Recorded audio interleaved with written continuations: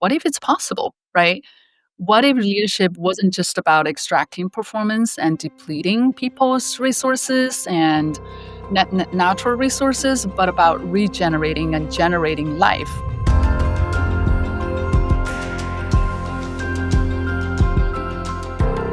Hello and welcome to the Restore Healthcare Project. I'm Dr. Jennifer Kang. Thanks for being with us here today. Remind you to like, follow, subscribe, and give us a star review, a 5-star if you could. Love to have you here with us. And today I get to spend some time with a developing wonderful friend, Christine Tobler, who's a licensed marriage and family therapist and also has a diverse career experience, which she's going to tell us a little bit more about, and has so much insight and wisdom, which I think is so applicable to our healthcare sphere specifically. Christine, welcome. Thank you. Thank you for having me. Privileged to be here. I know that we have actually not had very much representation from behavioral health and mental health specialists, so it's particularly special to me that I get to spend some time with you and particularly address areas that many in our healthcare sphere are facing, as well as their specific role in healthcare and feeling themselves seen and heard here on the podcast as well. Christine, tell me a little bit more about your background and what you do and how you got there. Yeah, thank you. Yeah, I have been working in the behavioral health field for the last almost 20 years. And initially, I was in management consulting and felt really called by the Lord to become a Christian counselor. And I got my MFT degree at Western Seminary years ago. During that time, I was working at Christian Counseling Center, just really experiencing the body, soul, spirit connection, working through mental health and behavioral health challenges. From there, because I have also a system engineering background, I was always thinking about innovation and data and system thinking. The Lord had a funny way of bringing me full circle back to the corporations and really strengthening mental health and well-being of employees. Initially, I was working in the capacity of a clinician and gradually moved into developing well-being programs for large tech companies and specifically in places where we would call it occupational hazard in terms of the kind of tech work that contributes to sometimes depression, anxiety, PTSD type of challenges that employees might face. So in that capacity, I was really beginning to see a diverse, set of challenges beyond just normal behavioral health challenges, specifically related to burnout. And I did some deep dive and research into burnout. And that's where I really, right around the pandemic time, really had a heart to develop a program that prevents burnout, particularly, and depression, anxiety as well. And got open opportunity to work in a digital mental health startup company to develop a product to do that. Throughout this journey, what I have learned is there are individual components and systemic components that's really related to burnout, and particularly in industries like tech, healthcare, education. Um, so it's a complex, multi-layered challenge, and my heart is really going out towards, especially healthcare workers. That's just been, since the pandemic, even before, but now even more so Yeah, true. stretched and challenged. Yeah. So you kind of evolved from really being drawn toward the individual restoration that you would pursue in counseling and therapy, and then evolved a growing and expanding perspective of the way that systems and community interface with that individual to the point where you are today after, and you failed to mention that you've worked for several Fortune 500 companies who, in which I would say you also evolved and learned many of the things that you now understand about well-being. I think there's a lot of parallels in healthcare culture in some of these high-powered tech companies. As you evolved along that process, where would you say that you began to realize that your profession, your giftings, your role was a calling and it was a holy calling.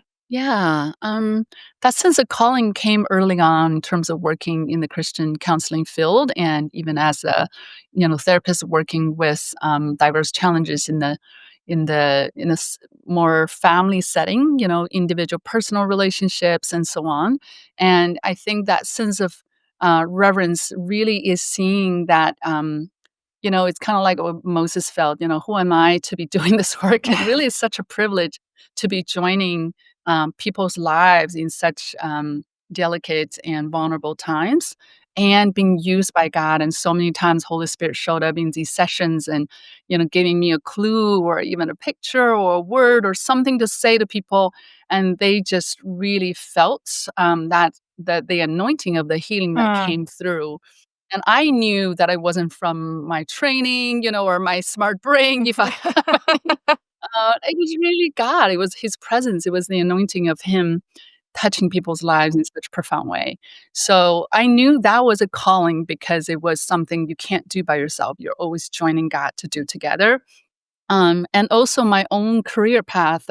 When I left management consulting, I had a very clear sense of leaving that, nice four-lane highway. Everything is nice marked, and you can just like go down and reach your destination of, the American dream. But I went on a rabbit trail and my own career journey of following God.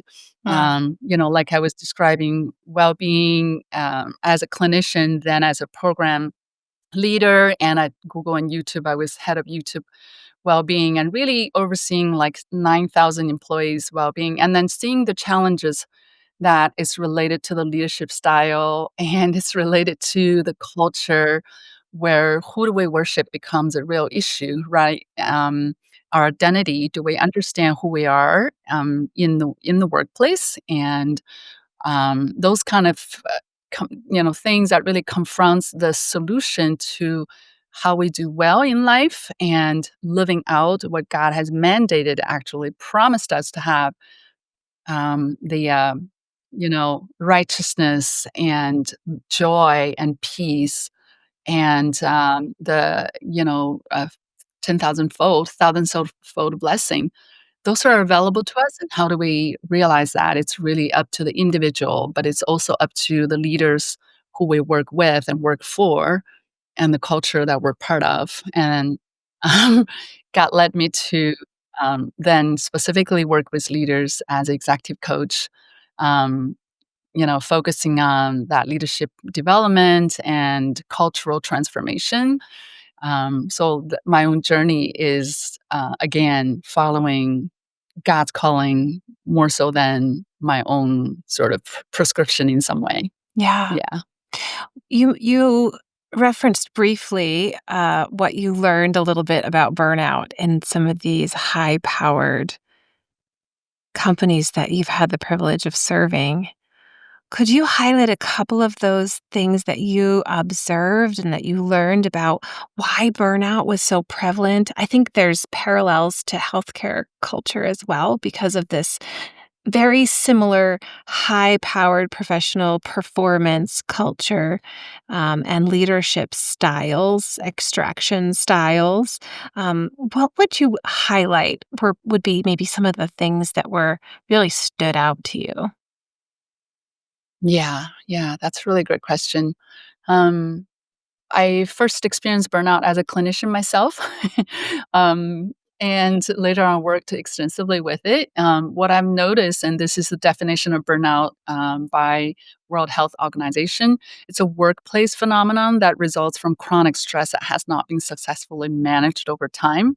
And so we loosely use it these days, but really it's describing a state where we're experiencing physical, emotional, or mental exhaustion.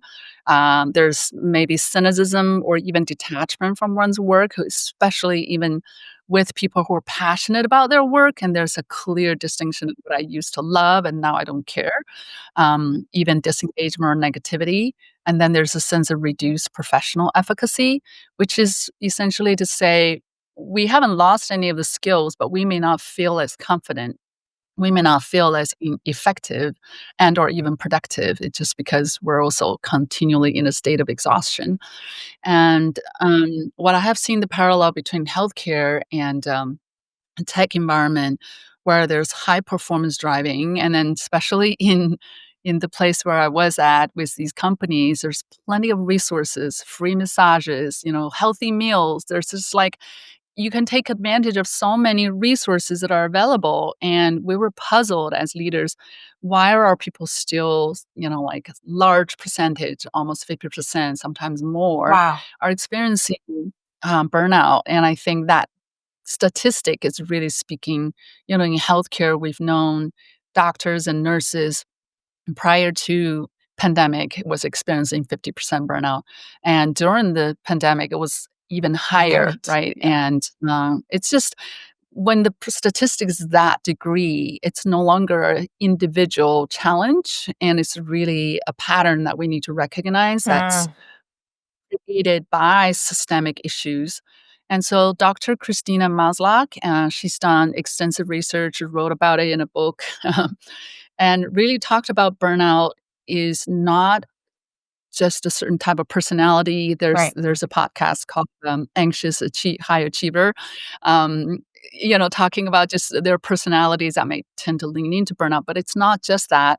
It's not just an individual issue. It's not. It's people in these high performance cultures tend to take it in as a necessary price to pay for high achievement and success. There's really a systemic issue that contributes to it that meditation, yoga, and limited vacation can't quite, fix.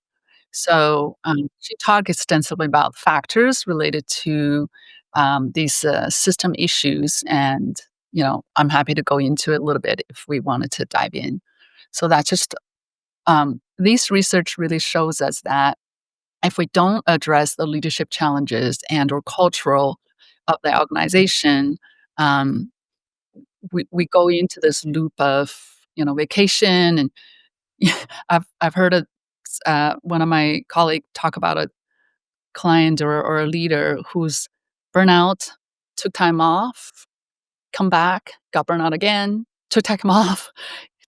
you know, it doesn't really fix it, and so it becomes this hopeless feeling, and people become cynical about the workplace. That's really um, sad, but it's also not God's intent for our work. Yes. I think it's so Here to interesting bless that us. you identify there are some individual factors, but really when you see a phenomenon at this scale, you do have to take a step back and realize there's something in the environment, in the culture, in the ecosystem that is setting people up for this experience. And for you, coming from your dual realm perspective, you were searching for clues and keys for God's solution to this. And this, I think, is part of your story of how you've landed on this idea of God's solutions in regenerative culture. Maybe could you give us just a little outline, tracing of your ideas, how this developed? What is regenerative leadership or regenerative culture to you, and how does this apply? Yeah. So, because the prevalence of these systemic factors of burnout related to work overload, insufficient reward, some of these challenges, value conflict, lack of control. Um, I remember working with my colleagues in Google and trying to say, how can we address these systemic factors? And let's like use our brain, use the technology because we have resources, right? And then the challenge was to even talk about burnout. It was like a dirty word. Wow. Be bored, it was a dirty word, and leaders didn't want to hear about it. And so I was just asking the Lord, what is it that, you can't name the elephant in the room, but you wanna bring solutions to a very prevalent issue that actually will impact the performances that people really wanted. Um, God was just really clever. He just showed me beyond sustainability, which is the word that I've been using to say, sustainable high performance, sustainable work, which people tend to think it's environmental, but really not just for the environment, but for human sustainability. Um, he showed me in a retreat, through a series of interesting breadcrumbs that he left, and I was following regenerative agriculture, regenerative ecoculture, ecosystems, regenerative businesses, and I starting to think this is actually the solution. The Mm. solution is not just sustainable; it's regenerative. Then I began to search the scripture, and I really God opened my eyes to see in Genesis 1, everything he designed in Genesis 1, the 7 days creation, everything was designed with the regenerative principle. And that was actually what was lost in the fall. And so I got super excited to say, what if we're, not just addressing a symptom of burnout, but what if we're called to restore what God had originally designed, how it goes to, work and our relationship to work, our relationship to ourselves, our relationship to our environment. And it's meant to be regenerative. It's not meant to be depleting, and degenerative. And that was a really exciting, challenge to say, um, why are we, God's people, not doing that? Following Him to see what if it's possible, right? What if leadership wasn't just about extracting performance and depleting people's resources and natural resources, but about regenerating and generating life? What if we could replenish energy, deepening our connection, and creating and cultures where people and profit and the planet, all resources in our ecosystem can actually thrive? What if we can find God's blueprint and, follow that? Hey, Healthcare Tribe, I hope that you have been impacted by what I've brought through this podcast. I also want you to know about opportunities to give back through my nonprofit, Selah Health International. We work to support projects for women and children of vulnerable populations around the world. You can learn more and donate on our website, selahhealthinternational.org. I mean, I think it's so interesting, too, because you're making vague references, but I think real references to nature. God's design is actually displayed for us in nature. What are some of the parallels you see in nature that started to inform how you began to think of this? That in fact, an ecosystem that's healthy looks like a healthy ecosystem in nature. Yeah. So, a big component where I was learning about this, and I watched this documentary in PBS, and there's already a lot of conversations, or let's just say, foundings about agriculture and regenerative agricultural practices. And I think Daniel referred to biomimicry in ways of understanding God's way through understanding nature. And I think there's a gentleman, I can't recall his name, Washington, I think. um, Apply these regenerative concepts, and for U.S. agriculture, many years ago, it was discovering ways of God's blessing, and it was really a blessing to many people. What I discovered too, watching the PBS, was this concept of life cycles, and things are, already in Genesis 1, God described that things are just, set in times, and there's signs of the times, there's cycles. And so one of the concepts of regenerative leadership is a living systems approach, where we see things that are living and continually living on generation after generation. Um, they honor the rhythms and cycles of how things are, and there are certain things that we do in these cycles, and there are certain things we don't. Whereas the performance and profit-driven culture, we tend to ignore the signs and the systems of the life cycles. That's one aspect that was very profound. And a second one was really interesting, which is biodiversity, which is a concept again in um, regenerative agriculture, where you rotate the crops. And the idea that biodiversity in leadership is that the more diverse we see there's diversity, the more the system is actually more resilient. And so resilience and biodiversity is a powerful component of regenerative systems, which I also think, looking at nature, the rainforest, old rainforest, is the most powerful, what's it called, carbon absorbing ecosystem there is.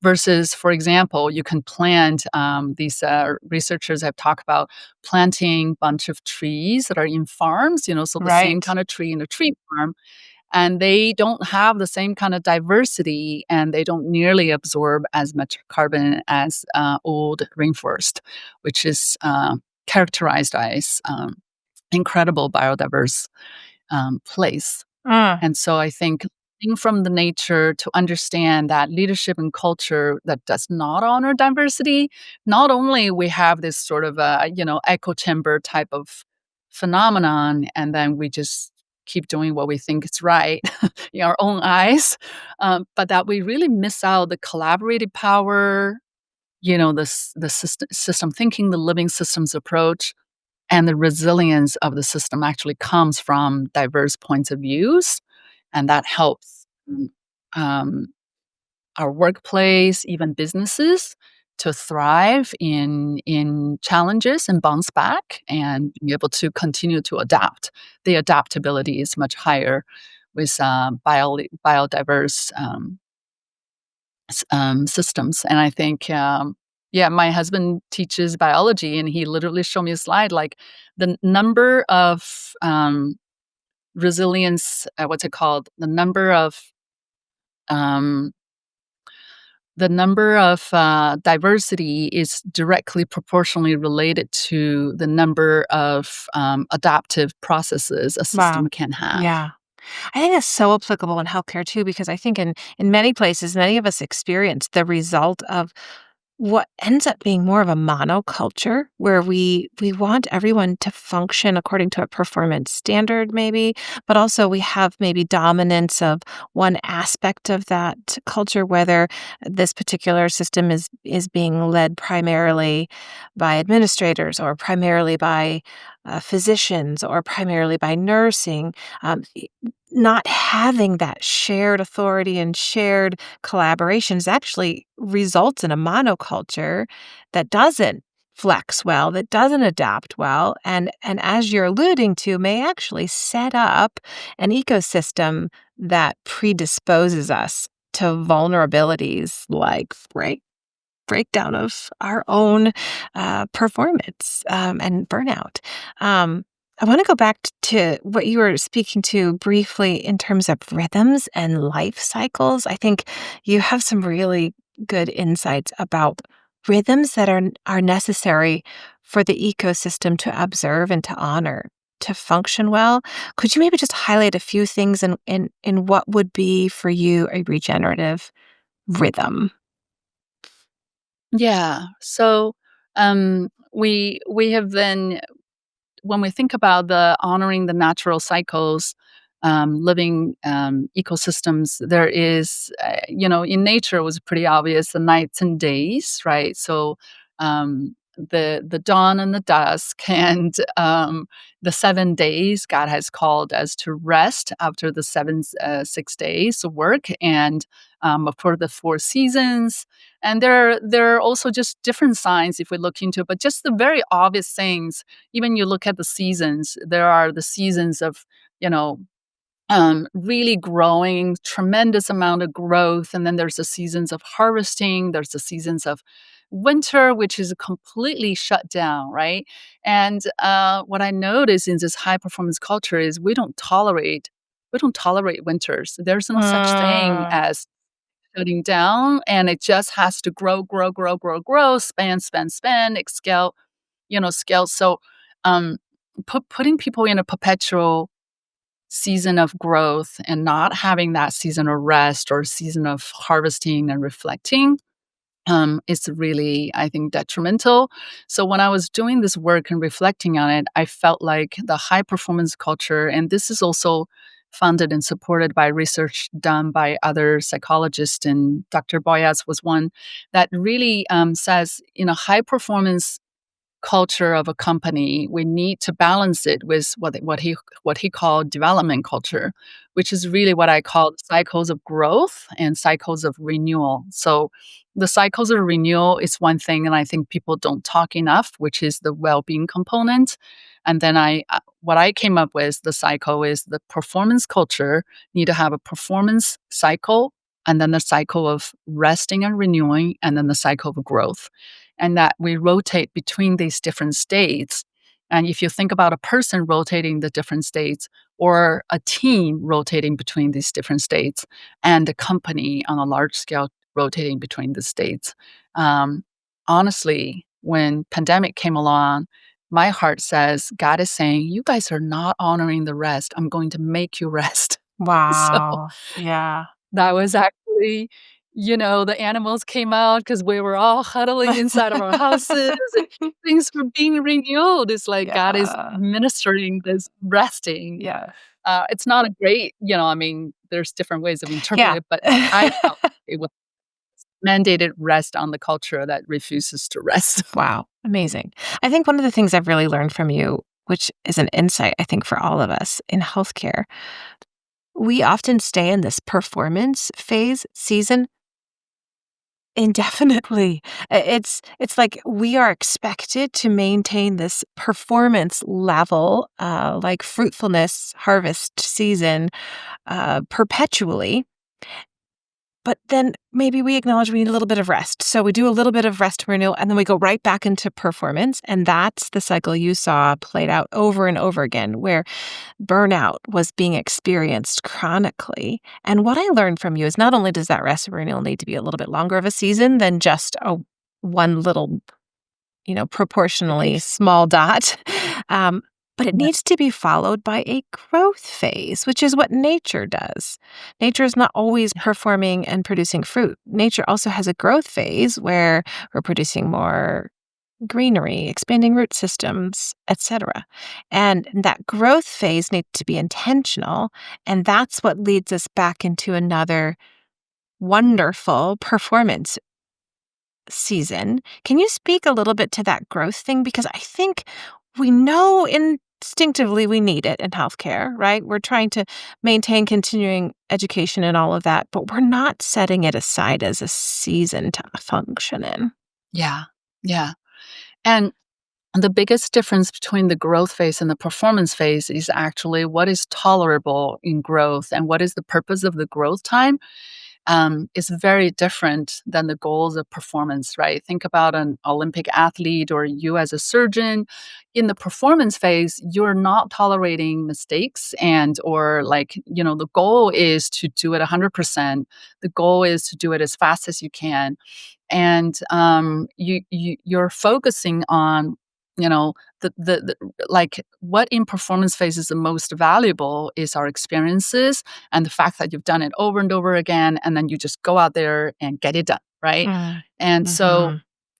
it's highlighting and valuing execution and what's it called, accuracy, and you know achievement, which is important. It's so important. It's David killing the Goliath. If we don't have the performance phase, we will not have Davids. We will not being propelled into the next level. But the reality is David didn't just keep on getting rid of the next Goliath. David went back and be a shepherd. The growth phase is really a state where we need to focus on learning, practicing, experimenting, having aha moments, and opening our minds, imagination, creativity. It activates this imagination, creativity. It actually releases healthy neurochemicals like dopamine, building new neural pathways. Think about that for individual. Like that is a very restorative part where you come out of burnout because creativity gets to be released again, and you get to become a child and go wonder, right? And you get to open up your eyes and not looking at just how to do something 99.9% accurately, but you're like, what if I try this thing and I fail most of the time, but I got to learn something I didn't know? And it shifts out of the cortisone, stress hormone releasing kind of a tendency. And I mean, you might be able to speak more to this, the sympathetic nerve system, parasympathetic nerve system. It activates the parasympathetic nerve system as well in a person. But what if as an organization, we stopped become curious, stop become creative, we just keep producing and producing and producing. Like it actually takes the life out of a company or a business if we're not expanding and changing and adapting through learning, right? So I think that growth state, both what we focus on and what we can tolerate, is very different. And we need to honor that individuals and teams need a growth state. It needs to be built in so that we're not being penalized. Sometimes it may not even be growing professionally. It can be like go learn how to dance, go learn how to play piano, and go learn how to, I don't know, be a grandma, uh, just different things that expands us and also um, gave us take us onto the platform of the next level of performance and enriches our root system. So there's lots of benefits. Yeah. Do you see that these rhythms can exist in kind of multiple time frames, maybe at a micro level, on a daily level? I mean, are these like 3 months doing this and 3 months doing this? Do you see that there's a diversity even in the way these rhythms could be applied? Yeah. I think in our education system, we have done really well for students, that we started the seed semester, like all of our kids are going back to school. They're so excited when they're learning a new concept. They're not being heavily penalized for like not understanding something on homework, right? There's an opportunity to practice. And then there's this final exam where they are expected to perform. So it's building in that cycle. I think what we lost in the workplace is that we assume we stop learning. Now we're just a full CPU, Yeah. that does not need to renew our knowledge. But the reality is, continuing education, we not only need to renew our professional knowledge, but we need to renew our system, our own brain, like our own, what do they call it? Software upgrade, right? Yes. So, so I think, yes, the answer is I believe we should build it into the micro, like daily. There are, you can, um, I forgot what's the name of the culture. Someone wrote about it. He recommended someone to get up at 5 in the morning, start the day with 20 minutes of meditation, mindfulness, or listening to a podcast. That like start your day by learning and growing, and then going into performance at work, and then go into the rest. So I was like, oh wow, if somebody gets up and start with learning and growing, it really activates the curiosity. You approach the day completely differently. Wow. So that of course, that requires discipline, but I think that's a great call out to say, we could be listening to a podcast on the way home, or we could build it in to have like a, quarterly learning day, right, for us and or monthly, learning weekend. And, or I know people who take dance lessons every week, Friday nights, so ways of building into the sense of growing, and as a person we continually can grow as a company or as a team. How can we have this building, learning, and growing opportunity that is part of the rhythm? And those are all ways of thinking about how to build it in. And one other way I was thinking about too is I have seen companies where they have teams that rotate. So one team will go into the sprints, and another team maybe is being sent to learn a new, let's say, technology or new way of selling or whatever. And then they kind of like, rotate.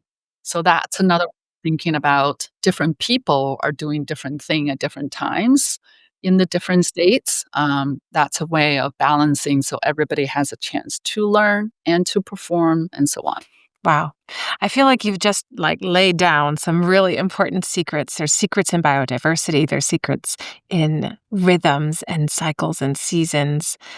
So much to kind of take in and integrate. I know we've just barely scratched the surface, but these are incredible wisdom nuggets for us in healthcare specifically that I think will go a long ways. Thank you, Christine, for sharing these things with us. And I look forward to unpacking more of them again in the future with you.